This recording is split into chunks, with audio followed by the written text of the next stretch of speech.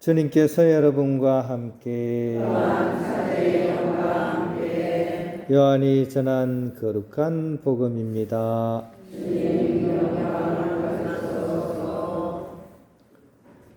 예수님께서 제자들에게 나타나시어 그들과 함께 아침을 드신 다음 시몬 베드로에게 물으셨다. 요한의 아들 시몬아, 너는 이들이 나를 사랑하는 것보다 더 나를 사랑하느냐? 베드로가 예 주님, 제가 주님을 사랑하는 줄을 주님께서 아십니다 하고 대답하자 예수님께서 그에게 말씀하셨다. 내 어린 양들을 돌보아라. 예수님께서 다시 두 번째로 베드로에게 물으셨다. 요한의 아들 시몬아, 너는 나를 사랑하느냐? 베드로가 예 주님, 제가 주님을 사랑하는 줄을 주님께서 아십니다 하고 대답하자 예수님께서 그에게 말씀하셨다. 내 양들을 돌보아라. 예수님께서 세 번째로 베드로에게 물으셨다. 요한의 아들 시몬아, 너는 나를 사랑하느냐? 베드로는 예수님께서 세 번이나 나를 사랑하느냐 하고 물으심으로 슬퍼하며 대답하였다.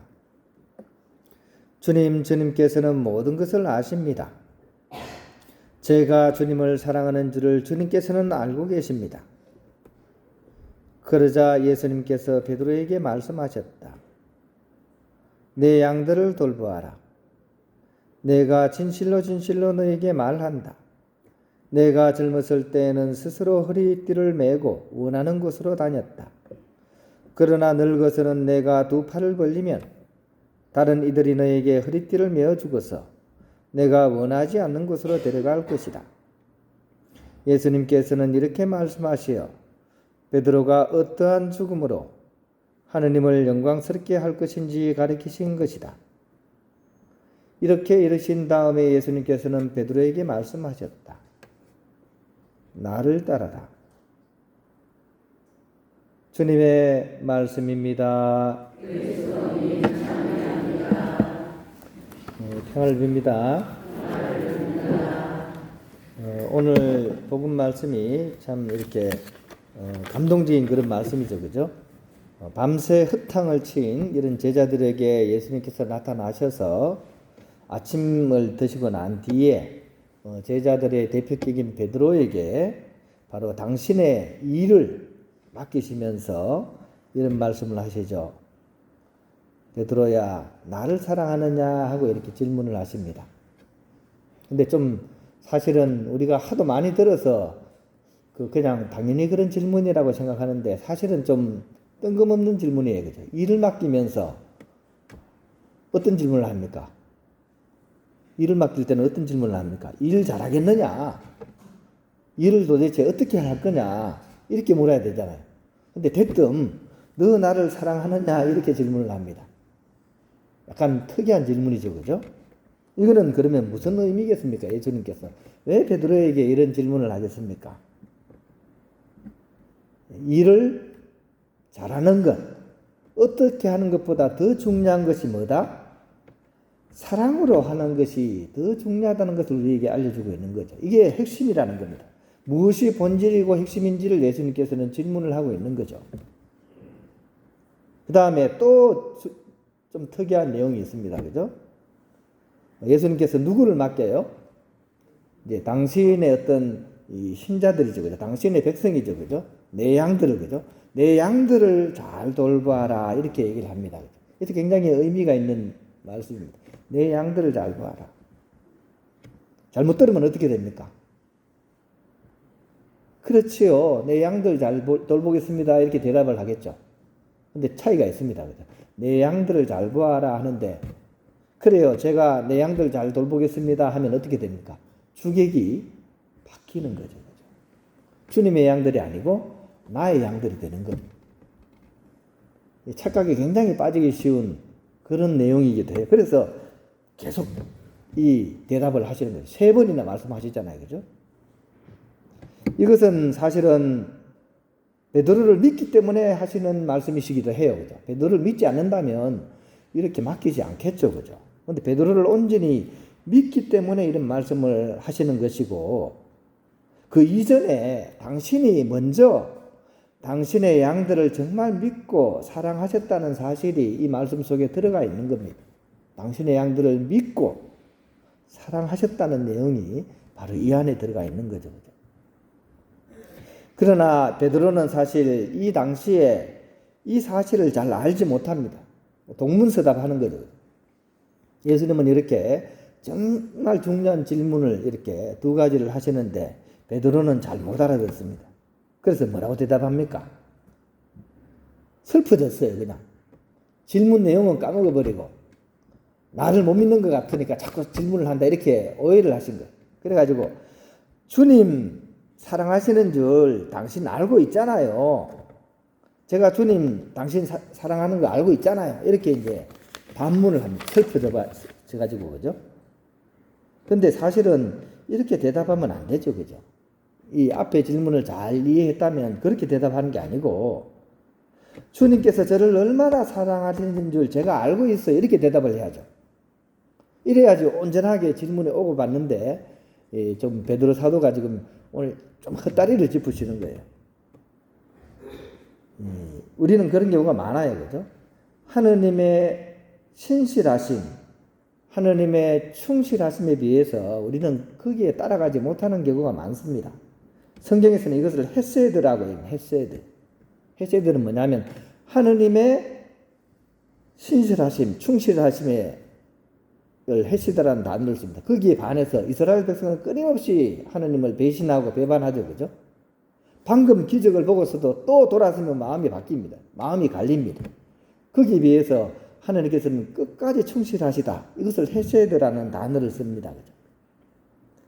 그죠? 오늘 예수님께서는 당신의 백성을 베드로에게 맡기면서 이 두 가지를 얘기를 하시는 겁니다. 즉, 사랑으로 해야 한다는 거거든요. 일을 하는 것이 아니라 사랑을 실천하는 겁니다. 또 하나는 나의 양들이 아니라 주님의 양들을 위해서 내가 나의 모든 것을 이렇게 봉헌하는 그런 의미를 가지게 될 때 비로소 온전한 목자가 되는 겁니다. 그럴 수 있을 때 오늘 뒷부분에 나오는 말씀이 온전히 실현이 되죠. 오늘 뒷부분에 어떤 내용이 나옵니까? 내가 원하지 않는 곳으로 가게 될 것이다. 이런 내용이 나오죠. 그죠? 나중에는 다른 사람들이 너를 붙잡아다가 네가 원하지 않는 곳에 데리고 갈 것이다. 어떻게 보면 이제 막 붙잡혀 가가지고 이제 순교당한다. 이런 내용을 설명할 수도 있지만 또 한편으로는 바로 그런 능력이 주어질 것이다 하는 예언의 말씀이기도 해요. 다른 말로 남이 이끄는데도 갈 수 있는 능력이 생긴다는 의미입니다. 그죠? 우리는 남이 이끄는 대로 잘 안 가려고 하잖아요. 하지만 하느님에 대한 사랑이 있다면 이 일이 주님의 일이라면 기꺼이 나는 무력하게 되더라도 나 자신을 봉헌할 수 있는 거죠. 그죠? 나에게 무력해야 나에게서 죽어야 주님의 양들을 돌볼 수 있기 때문입니다. 주님께서 바로 그런 삶을 사셨죠. 그죠? 베드로가 그 삶을 가게 될 것이라는 그런 예언의 말씀이기도 합니다. 실제로 내가 하고 싶은 대로 할 수 없게 된 사람이라야 비로소 약한 사람을 도울 수가 있습니다. 제가 어저께 저녁 미사 때 강론 때 말씀을 드렸는데 아직도 잔상이 계속 남는데 이번에 새로운 대통령이 이제 이렇게 선출이 되었고 이분들이 하신 처음 행보가 저한테는 아직도 지금 잔상으로 남아 있습니다. 취임식을 하자마자 뭘 했냐 하면 지하로 내려갔어요. 거기서 청소 노동자들을 만나가지고 그분들께 감사라는 인사드리고 사진을 찍고 또 그 청소 노동자들이 머무는 공간을 지상으로 끌어올렸습니다. 몇 층인지 몰라. 1층인지 2층인지로 올렸습니다. 저는 모르겠습니다. 처음에 행보치고는 굉장히 의미가 깊은 내용이라는 생각이 듭니다. 왜냐하면 이게 공직자가 해야 될 일이거든요. 공직자는 그 백성들을 위해서, 우리나라 국민들을 위해서 이 자신이 할 수 있는 공권력을 가지고 그 일을 하는 사람이 자기가 왕이 됐다고 거들먹거리는 것이 아니라 내 말 들으라고 큰 소리 치는 것이 아니라 밑에 있는 사람을 끌어올리는 일, 이 일이 바로 공직자가 해야 될 일입니다. 근데 첫 행보로서는 저는 굉장히 의미가 깊다고 봐요. 이런 일을 할 때는 뭐 당파를 떠나서 우리는 칭찬을 해주고 또 이런 일이 계속 이어질 수 있도록 우리가 함께 동반을 해야 됩니다. 오늘 복음에서 하신 예수님 말씀이 바로 그런 말씀입니다. 결정적으로 이 여정은 남을 돌보는 사람은 결국 십자가에서 주님께서 하신 것처럼 두 팔을 활짝 벌려서 다른 이들의 요청을 온몸으로 받아들이는 삶으로 나아갈 수 있어야 됩니다. 즉 십자가에 달린 모습입니다. 우리는 흔히 십자가에 달린 모습을 그죠? 그냥 못에 박혀서 그냥 고통만 당하시는 그런 모습으로 바라보고 있지만 사실은 이것은 주님의 모습입니다.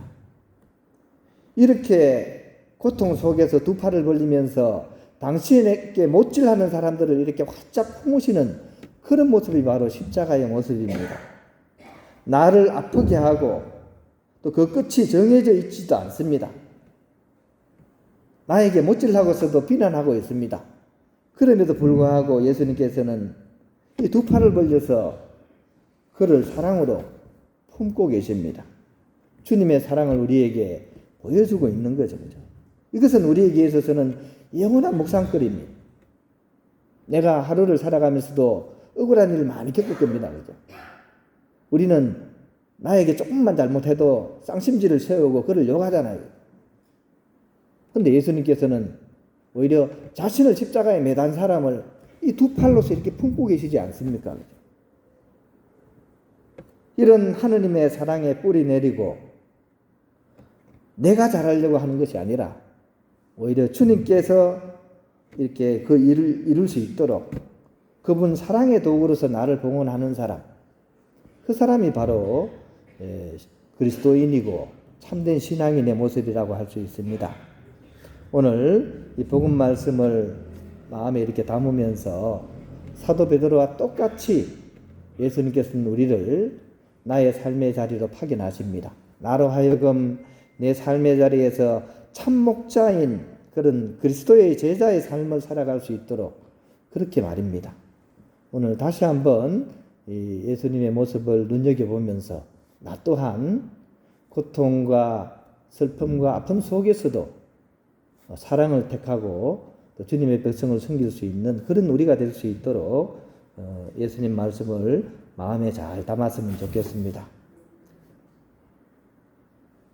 요한의 아들 시몬아, 너는 나를 사랑하느냐 하는 말씀, 이 말씀은 바로 나에게 주시는 말씀이고 또 내 양들을 돌보아라 하시는 이 말씀, 이 또한 오늘 나를 통해서 당신이 하시려는 그런 일이라는 사실을 우리가 잊지 말아야 되겠습니다.